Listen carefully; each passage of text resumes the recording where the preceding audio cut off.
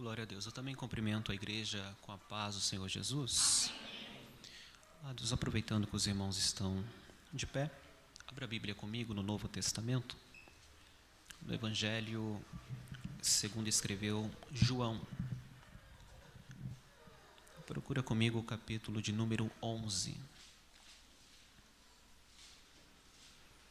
Evangelho segundo escreveu João, capítulo 11, será o texto base que utilizaremos para a mensagem desta noite. Quero ser grato a Deus por estar conhecendo a amada igreja, poder cultuar a Deus convosco nesta manhã.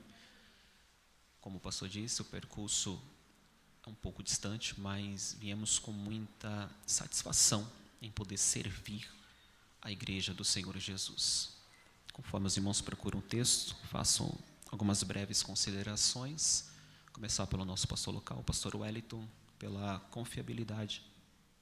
Muito obrigado por confiar em nossas mãos a ministração desta manhã específica. Me acompanha nessa noite, como predito, minha esposa Paloma, nossa amiga cantora Thalita, nossa irmã em Cristo. Deus te abençoe. Muito obrigado pela disposição, tá bom? Prometo que a Paloma paga o pastel hoje. Oh, glória. Capítulo 11 de João, quem achou, diga amém. Nós faremos menção de alguns versículos, a leitura será um tanto quanto extensiva, mas de extremo proveito para a nossa compreensão textual. Amém?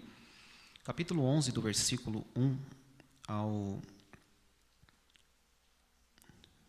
Mas vamos ler alguns versículos, começando com o versículo 1 que diz: Havia certo homem enfermo chamado Lázaro, de Betânia, da aldeia de Maria e de sua irmã Marta. Era aquela Maria que ungiu o Senhor com unguento e secou seus pés com seus cabelos, cujo irmão Lázaro estava enfermo. Portanto, suas irmãs enviaram até ele, dizendo: Senhor, eis que está enfermo aquele que tu amas. Quando Jesus ouviu isto, ele disse: essa enfermidade não é para a morte, mas para a glória de Deus, para que o Filho de Deus seja glorificado por ela. Jesus amava a Marta e a sua irmã e a Lázaro. Ouvindo, pois, que ele estava enfermo, ficou ainda 2 dias no lugar do qual estava. Depois disto, então, ele disse aos seus discípulos: Vamos outra vez para a Judeia. Seus discípulos lhe disseram: Mestre, recentemente os judeus procuravam apedrejar-te, e tu vais para lá novamente? Jesus respondeu: Não há 12 horas do dia? Se algum homem andar de dia, ele não tropeça, porque vê a luz deste mundo. Mas se um homem andar de noite, ele tropeça, porque nele não existe luz. Essas coisas ele falou, e depois disso ele disse: Nosso amigo Lázaro dorme, mas eu vou para que eu possa despertá-lo do sono. Disseram-lhe então os seus discípulos: Senhor, se dorme, ficará bom. Todavia, Jesus havia falado de sua morte, mas eles pensavam que falavam do repouso do sono. Então Jesus disse-lhe claramente: Lázaro está morto. Estou contente por causa de vós, de que eu não estivesse ali, para que creais, no entanto, vamos até ele. Então Tomé, tomando a palavra, disse aos condiscípulos: Vamos nós também, para que possamos morrer com ele. Quando Jesus chegou, encontrou Lázaro há 4 dias no sepulcro. Betânia estava perto de Jerusalém, cerca de 15 estádios. E muitos dos judeus tinham ido consolar a Marta e a Maria acerca de seu irmão. Ouvindo então Marta que Jesus vinha ao seu encontro, mas Maria ficou sentada em casa. Então disse Marta a Jesus: Senhor, se tu estivesses aqui, meu irmão não teria morrido. Somente até aqui os irmãos podem tomar o vosso assento. Glórias a Deus. Meus irmãos, o assunto desta manhã será confiança. E o tema desta mensagem será a síndrome do imediatismo. Assunto confiança e o tema a síndrome do imediatismo. Este texto joanino, este capítulo 11 do Evangelho teocêntrico de João, nós temos aqui um dos 7 sinais comprovatórios da deidade do nosso Senhor e Salvador Jesus Cristo. Encontramos dentro deste texto a narrativa do milagre conhecido como a ressurreição de Lázaro, apresentado pelo próprio João como amigo de Jesus. Ora, o texto que fizemos leitura não menciona tão somente que Jesus era amigo de Lázaro, mas também chegado a toda a família de Lázaro, nomeada aqui também por suas irmãs, Marta e Maria. Nós temos casos acontecendo dentro deste capítulo que nos faz entender algum preceito, alguns acontecimentos que nos transmitem ensinamentos e direção para a nossa vida. Eu costumo dizer que este capítulo 11 de João, se não é o mais, talvez seja um dos mais pedagógicos de toda a união neotestamentária, porque extraindo acerca deste capítulo, esmiuçando estes versículos, nós aprendemos um pouco mais acerca deste Kyrios, deste Senhor, soberano Senhor, do qual nós servimos. Então, meu propósito nesta manhã é que esta mensagem seja uma mensagem de direção para nossas vidas, para compreendermos que nem sempre Deus agirá dentro de nossas perspectivas. Você vai perceber durante esta mensagem que o pensar do homem nem sempre está relacionado ao mesmo pensar de Deus acerca de uma situação. Qual é a situação apresentada neste texto? João, ele trata essa história, ele vai narrar essa história falando acerca de uma enfermidade que vem sobre a vida deste homem por nome de Lázaro. Essa enfermidade não é citada, não conseguimos sequer cogitar nas entrelinhas bíblicas qual patologia, qual enfermidade está sobrevindo sobre a vida deste amigo de Jesus. A única informação bíblica que nós temos é que em Betânia há uma família amiga de Jesus. Essa família já tinha tido encontros com Cristo, já havia acontecido situações que o próprio Cristo falara que seria lembrado por todas as gerações, como o derramado nardo puro, mas nesta família ocorre um problema, uma dificuldade que João apresenta como a enfermidade de Lázaro.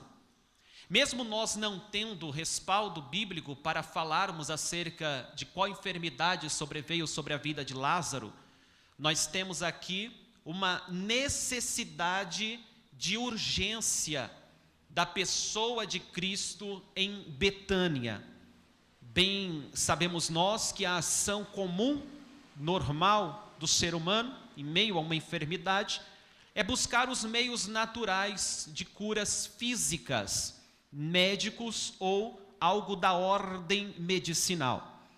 Quando nós entramos neste texto, a Bíblia não diz, mas penso, que esta enfermidade chegou a tal ponto de que os meios naturais que poderiam serem solução para a vida de Lázaro, penso que foram buscados, mas mesmo buscados não trouxeram uma solução para a enfermidade, pois há um sentido de urgência no texto, há um sentido de que Cristo precisa vir urgentemente para Betânia, porque tem algo em Betânia que precisa ser resolvido por ele, e que a chegada dele em Betânia seria o suficiente para que isso viesse a se desenvolver dentro de uma ação prática, a solução momentânea, emérgica, na verdade,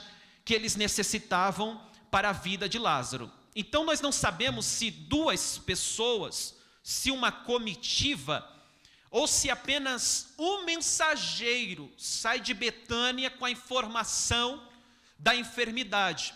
Mas as irmãs deles chegam a uma conclusão, que precisam buscar a pessoa de Jesus, trazê-lo até onde Lázaro está, para que este problema fosse resolvido. Há uma situação, há um caos acontecendo, há uma dificuldade dentro desta família, e eles compreendem que para esta dificuldade, somente Jesus, chegando em Betânia, poderia ter uma resolução. É aqui que nós começamos a compreender a urgência, por conta das palavras que utiliza-se o mensageiro desta notícia. E o mensageiro não está carregando uma mensagem agradável. A mensagem que o mensageiro está carregando não é de triunfo. A mensagem que está sendo entregue a Cristo é uma mensagem calamitosa, é uma mensagem de dor, é uma mensagem que exige uma providência emergente. É uma mensagem que o mensageiro está vindo pelo caminho com um só desejo: voltar com Jesus, levar Jesus, trazer Jesus para Betânia. E aqui que começa a ficar um pouco interessante, porque em tudo Jesus instruía, em tudo Jesus ensinava, em tudo Jesus redarguia, como bom pastor conduzia. E ele vai conduzir a situação de uma forma que eu e você, dentro de nossa limitação para a vida, talvez não conduziríamos. Porque quando chega-se o mensageiro, ou os mensageiros, não sabemos, mas para essa mensagem um só já seria o suficiente, ele chega dizendo: Lázaro, aquele que tu amas, está enfermo. Esta frase expressiva, aquele que tu amas, vem no sentido conotativo de gerar uma emoção em Cristo, para que por intermédio da emoção gerada, houvesse uma reação esperada. Existe uma frase que buscou gerar em Cristo uma emoção, para que por intermédio desta emoção, pudesse haver em consequência da mesma uma reação. A frase é: aquele que tu amas. Em outras palavras, o mensageiro está jogando Cristo, permita-me expressar-me dessa forma, está colocando Cristo contra a parede e está dizendo: se de fato você ama Lázaro, este é o momento de você mostrar o seu amor. Se de fato existe um amor amistoso, como posteriormente aqui foi falado pelo pastor em sua prédica, você vai demonstrar este amor neste exato momento, porque aquele que tu dizes amar, precisa. Aquele que tu dizes amar está em uma situação de vicissitude, da qual somente a sua chegada, somente a tua intervenção mostrará para ele o quanto que o Senhor o ama. O mensageiro, a Bíblia me dá esse direito de pensar e conjecturo, trago pensamentos sem fugir do preceito da mesma, de que na mente deste mensageiro, Jesus largaria tudo, deixaria tudo que ele estava fazendo naquele momento, porque primeiro, as amigas, irmãs de Lázaro, Marta e Maria, está fazendo um pedido. Segundo, tem um problema para ser resolvido. Terceiro, quem está enfermo não é um conhecido distante. Quem está passando por aquela enfermidade é alguém que João identifica e sabia que ele o amava. E se é uma família conhecida, próxima, se é uma família amiga, se é alguém que faz parte do círculo de amizade particular de Jesus, no primeiro sinal de problema, dentro desta linha de pensamento, ele partirá de onde ele estiver. Ele irá correr, mesmo se não for possível, vai fazer o que for preciso para atender esta família. Parece que o mensageiro tem uma certeza tão grande de que este problema que esta família está vivendo é um problema tão terrível e que Cristo ama tanto aquela família, que no primeiro sinal de fumaça, ele vai correr para apagar o incêndio. Essa é a nossa lógica natural de pensar, este é o nosso sentido imediatista de ver todas as coisas. E eu me preocupo muito com esse sentido imediatista, porque o imediatismo faz parte de nossa geração, faz parte das nossas vidas. O imediatismo faz parte do nosso cotidiano. Nós que somos de uma geração mais jovem, não crescemos, não desenvolvemos, não diluímos nossa existência diante da espera. Tudo percorre, tudo ocorre diante de fatos ou situações das quais buscamos aprimorarmos o máximo possível para que haja uma imediatação, para que haja algo mais corrente, algo mais rápido para ontem em todas as performances de nossas vidas. Quando nós falamos acerca de qualquer sistemática da nossa existência, percebemos que a busca do ser humano tem se tornado cada vez maior para um sentido imediato das coisas. Eu quero dar apenas pequenos exemplos para você compreender que de fato isto é uma síndrome. Quando falamos acerca de síndrome, estamos falando sobre um comportamento generalizado em meio a uma sociedade. Por exemplo, penso que pode haver aqui, estou vendo que é um público muito jovem, esta igreja, como jovem é o pastor, né? Eu passo igreja de pastor jovem, torna-se jovem, igreja de pastor mais vividos. Você percebe que o público é mais vivido, é natural. E esta é uma igreja jovem, assim como creio que ainda sou jovem, os cabelos já se foram, mas talvez pela preocupação na obra, ou filho, mas vamos lá.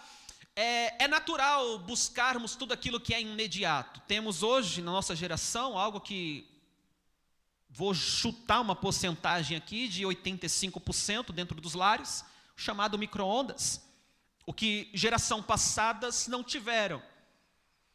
Tinham que buscar lenha, tinham que acender o fogo, mas hoje, se nós quisermos um alimento um pouco mais, se quisermos uma alimentação um pouco mais rápida, temos alimentos prontos que ficam prontos de 3 a 6 a 7 minutos, e se passa disso, nós já nos incomodamos, porque vivemos dentro de um imediatismo tão grande que tudo gira em torno do ontem, do agora, do já. Antes, alguns dos nossos missionários, pais na fé, faziam as suas obras miscisivas com um pouco mais de dificuldade para percorrerem de um lado para o outro. Hoje, nós temos Uber 99. Se alguém estiver vendo aí e quiser honrar esse patrocínio, fazer um patrocínio, amém. Né? Merchandising gratuito. Hoje nós temos Uber, temos diversos tipos de aplicativos que nos leva de um lado para o outro em questão de 3, 4 minutos, estão na porta da nossa casa. E se passar de 5 minutos, nós já pensamos, ou muitas das vezes já murmuramos, porque achamos que um carro que nós não pagamos vir para a porta da nossa casa nos buscar com mais de 5 minutos, nós achamos um absurdo. Isso é natural. Por quê? Porque nós estamos presos dentro de um imediatismo, onde tudo tem que acontecer para ontem. Observe que até tempos atrás, manter contato, comunicação com um parente distante era um pouco mais difícil, ou muito mais difícil. E alguns aqui, penso que viveram, poucos pelo que estou vendo, viveram da época onde, para ter um contato, enviar uma mensagem para um parente distante, ou pegaria uma fila em um orelhão, ou utilizaria-se de cartas que demoraria ali alguns dias para chegar até o remetente final. Mas hoje nós temos aparelhos, smartphones, que se a mensagem demorar de 6 a 10 segundos para ser enviada, corremos o risco de murmurar, porque 10 segundos para uma mensagem ser enviada para nós já se tornou um absurdo. Nós queremos clicar, queremos que a mensagem chegue e queremos que aquele que está recebendo a mensagem responda dentro de 30 segundos, no máximo, porque nós não sabemos mais esperar, porque tudo em nossa volta gira em torno de um sentimento imediato. Ora, analisando este texto, eu vejo Cristo preparando seus talmides, seus discípulos, seus aprendizes. Uma das interpretações simplistas para a palavra discípulos são aqueles que estão a aprender com outrem. Então, aqueles que estão a aprender com Cristo estão passando por este colégio de aproximadamente 3 a 3 anos e meio e recebendo diversas lições, e uma das lições está dentro deste texto, onde eles têm um amigo de Jesus enfermo, em uma certa distância, onde Jesus sabe daquela enfermidade. O texto diz que ao receber esta notícia, ele fica 2 dias no mesmo lugar onde ele estava. Fica um pouco desnorteante ver Jesus parado dentro deste texto. Desculpe-me os irmãos, mas é um pouco desnorteador perceber que Jesus escuta que tem alguém precisando e ele não vai. Torna-se um pouco preocupante, porque todos nós temos as nossas intempéries vivenciais. Todos que aqui estamos, somos do céu, mas estamos na terra e passamos pelas vicissitudes dessa terra. Todos nós passaremos por problemas inúmeros e de diferentes gêneros e tipos. E no primeiro sinal de problema da qual não conseguimos manobrar por intermédio de nossas próprias ações, buscaremos na pessoa de Cristo uma solução. E foi o que eles fizeram. Vamos em busca daquele que tem poder para resolver a nossa dificuldade. Mas aquele que tem poder para resolver a dificuldade não vem em encontro àquela dificuldade. O texto que nós lemos diz que ele fica no mesmo lugar por 2 dias. Ele paralisa, estabelece sua estaca, arma sua tenda e não corre, porque é nosso desejo natural humano é que no primeiro sinal de dificuldade Jesus apareça com o sobrenatural, Jesus apareça trazendo a solução. O problema é quando ele não vem, é quando ele não faz, é quando não acontece. E este problema vem porque nós estamos esperando que ele venha urgente. Nós almejamos, e eu não me julgo por conta disso, e não te julgo por conta disso, porque em meio à dificuldade queremos socorro. É normal clamarmos e queremos entrar dentro da linha de pensamento do salmista: apressa-te, ó Deus, em me dar a vitória. Só que este sentimento de que Deus tem que se apressar em nos dar a vitória. Eu assisti alguns vídeos do pastor, eu senti que os irmãos acompanham na ministração. Não falo tão bem quanto ele, mas se puderem, por gentileza, amém? Prometo pagar o café no final.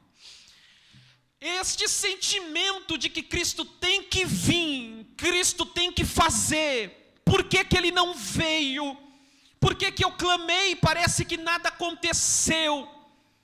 Por que que parece que ele não me ouviu? Porque já estou clamando por Lázaro há um tempo. Já apresentei o meu Lázaro há um tempo.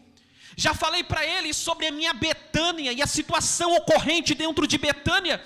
E parece que ele não liga, parece que ele não se importa.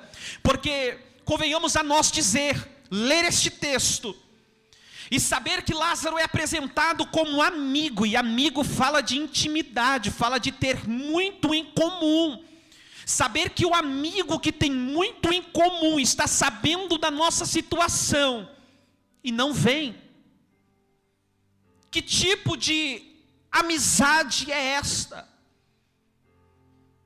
Da qual eu não posso contar no dia da minha tristeza, no dia da minha angústia. Como diria o sábio Salomão: em todo tempo ama o amigo, e no dia da tua angústia nasce o irmão. eu coloco meu coração dentro daquela família em Betânia se perguntando: cadê ele? Porque dentro do cronograma natural do texto era de se esperar que ele iria na mesma hora, e ele não vai.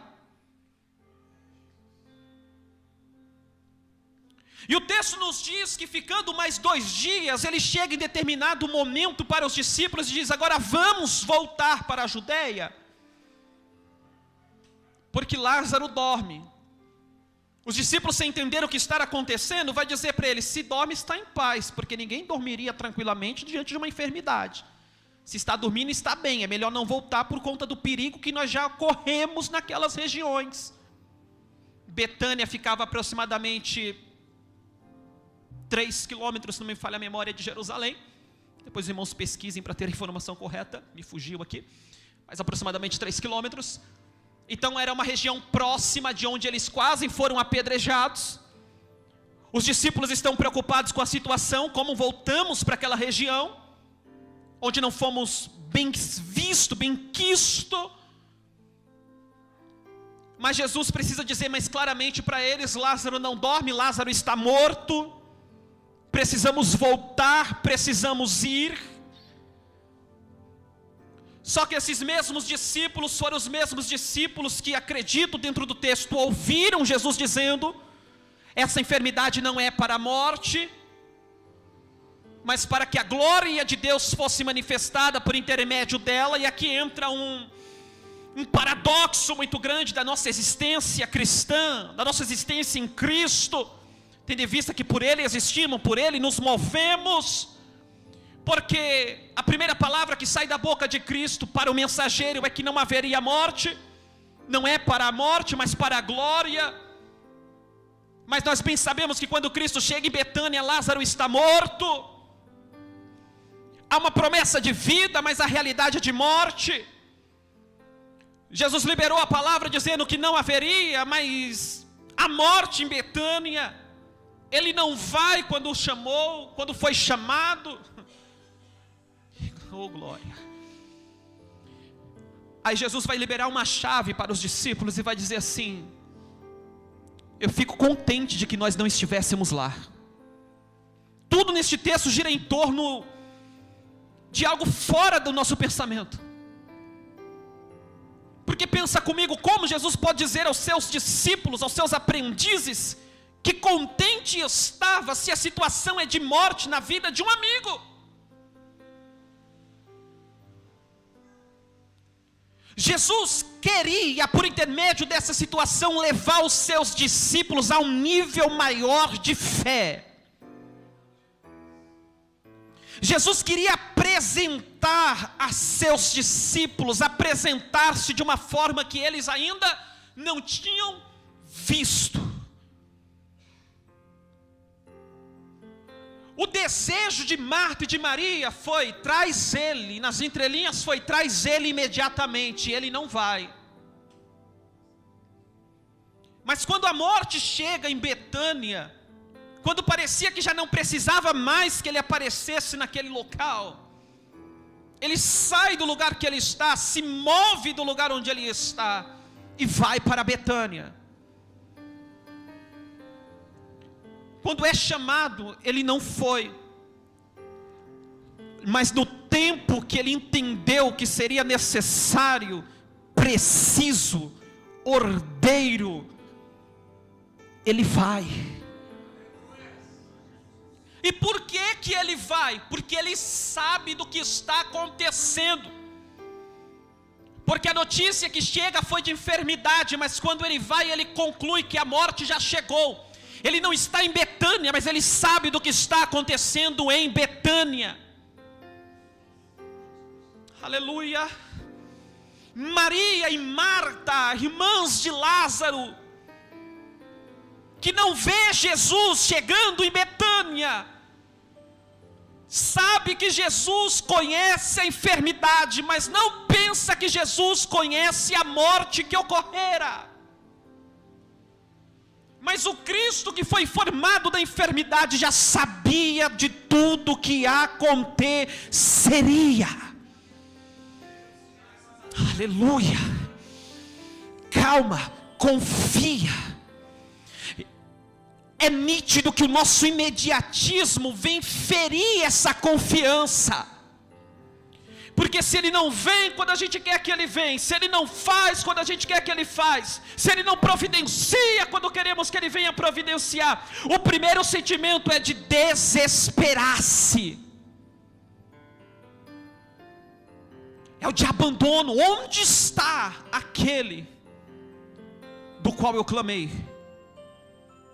O imediatismo fere a nossa confiança nele, porque quando nós pensamos de forma imediatista, nós projetamos como e quando ele tem que agir, a hora que ele tem que agir, o mês que ele tem que agir, o dia que ele tem que agir. Mas diante da palavra de Deus nesta manhã, eu libero esta palavra sobre a tua vida. Descansa, porque ele pode não ter chegado em Betânia, mas ele permanece no controle de todas as coisas. Descansa, confia. Há um salmista que vai expressar muito bem isso, porque ele vai dizer da seguinte forma: esperei com paciência no Senhor. Este texto mexe muito comigo, porque se para nós esperar já é difícil, imagina alguém poder dizer com toda a autoridade inspirada pelo Espírito: eu esperei e não somente esperei, eu esperei e eu esperei com paciência. Pastor, esperar já é difícil. Agora, esperar e esperar com paciência, aleluias. Sabe o que o salmista estava dizendo?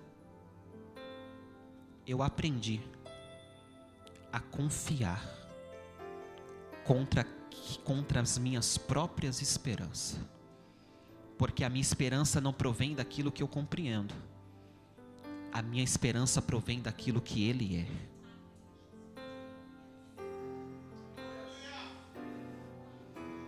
Aleluia. A mensagem foi liberada, não é para a morte, é para a vida. Quando Jesus chega em Betânia, existe um disparate muito grande entre a promessa e a realidade e a promessa. A promessa, vida. A realidade, morte. O que se ouviu, para a glória de Deus, o que se vê, foi morte em Betânia. Existem duas escolhas para a nossa vida nesta manhã. A primeira, confiar no que Ele nos falou, confiar em Sua palavra. A segunda, é deixar que aquilo que nós vemos com os nossos próprios olhos ser maior do que a palavra que Ele já nos liberou. A realidade pode ser controvérsia, mas a palavra é fiel e verdadeira. A realidade mostrava Lázaro já morto há 4 dias, mas a palavra que saiu da boca dele será para a glória de Deus. Não sei qual é a sua realidade, pois cada um que aqui está nesta manhã tem uma própria realidade de vida, mas eu creio no Cristo que nós servimos, que independente de nossa realidade, independente de nossa situação, independente de nosso momento, Ele continua gritando na eternidade e dizendo: confia. Quem confia não desiste. Quem confia não se desespera. Quem confia não olha para trás. Quem confia não para de caminhar. Quem confia alimenta-se dele. Quem confia não se alimenta da própria situação, se alimenta da palavra que por ele foi liberada. Todos nós conhecemos a história. Ele chega em Betânia, e quando a irmã dele se aproxima dizendo, nós acabamos de ler neste versículo de número 21, que Marta chega para ele e diz assim: se tu estivesse aqui, meu irmão não teria morrido. Em outras palavras, Marta está afirmando: se você tivesse vindo quando eu mandei você ver, quando eu pedi para você vir. se você tivesse feito do jeito que eu disse que era para você fazer, se você tivesse agido da forma que eu intentei, pensei, imaginei, cogitei que você agiria,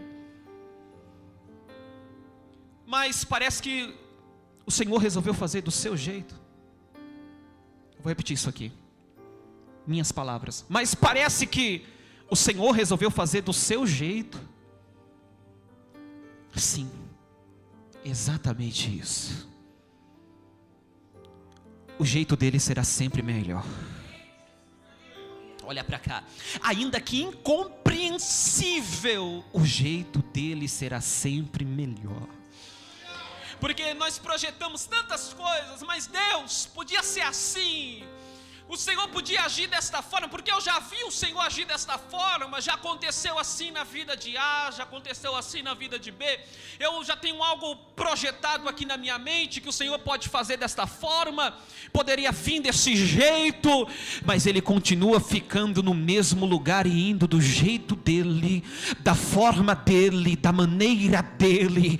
E deixa eu abrir um parêntese aqui para dizer para você e afirmar ao teu coração, inspirado pelo Espírito, com a convicção total que a Bíblia me dá, de que o jeito dele continua sendo mais perfeito, ainda que incompreensível. A forma dele continua sendo a mais perfeita, ainda que não seja do jeito que a gente quer, na hora que a gente quer, da forma que a gente quer, no lugar que a gente quer, da forma, formato que a gente quer. Ele continua dizendo: calma, descansa, confia, estou no controle. Eu preciso que você volte para sua casa nesta manhã com esta palavra. Confiar nele é ter a certeza que o percurso pode ter os seus muitos percalços, mas que a chegada é certa. Eu preciso finalizar focando isso em sua mente, te dizendo que certa feita, ele está com o seu discípulo dentro de uma embarcação, da qual ele disse: passemos para o outro lado. E vem uma tempestade de tal forma que eles acreditam que eles vão perecer antes de chegar do outro lado. E eu sempre costumo dizer que o problema não é o começo. E Abacuque entendia muito bem disso. Porque na oração de Abacuque ele vai dizer, ele não vai dizer: aviva, Senhor, a tua obra no início, no começo. Porque todo início e todo começo é muito bom, é muito fácil, é animoso. Tudo que começa com glória e aleluia. O problema não é o começo, o problema é o percurso. Por isso que ele ora dizendo: aviva no meio a tua obra, ou seja, faz novas as tuas obras, reaviva a tua obra, faz como antes fizera no meio dos anos. E aí Jesus está no meio desse percurso, da qual ele tinha liberado: passemos para o outro lado, e vem uma grande tempestade, e os discípulos se desesperam. Por quê? Porque uma coisa é focar nos problemas do percurso, outra coisa é lembrar do início, do qual ele já tinha prometido que passariam para o outro lado. E aqui a mensagem que ele tinha entregado para essas mulheres, para esta família, é que a situação seria de vida. O problema é o que acontece no meio da situação. Fica com a palavra. O salmista diz: guardei a tua palavra no meu coração. Fica com a palavra. Guarda a palavra desta manhã na tua vida. Não importa o problema do percurso ou o que vejo com a situação, a palavra dele é fiel e me dá garantia de confiar que o que ele faz é melhor, é maior e mais perfeito.